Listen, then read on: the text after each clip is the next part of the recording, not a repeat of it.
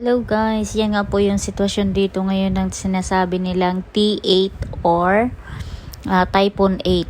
Kahapon, Typhoon 1 pa lang, pero mas malakas ang ulan kahapon kaysa sa ngayon. Yan yung, dati pag Typhoon 1 or 3, mayroon na diyang tubig. Pero sa ngayon, mahangin pa lang, gumagalaw-galaw pa rin yung mga halaman at madilim pa din yung kalangitan.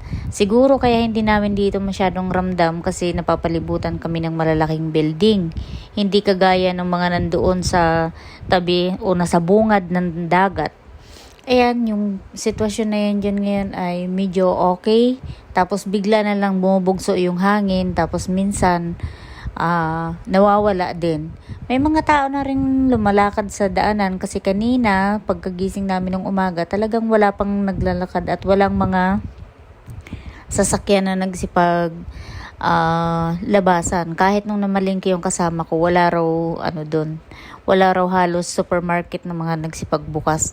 Pailan-ilan lang daw, pero buti na lang yung Pinoy store ay naka-open.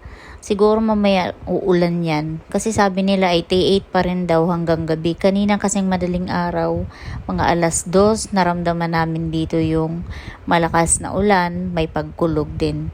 Update lang po ng T8.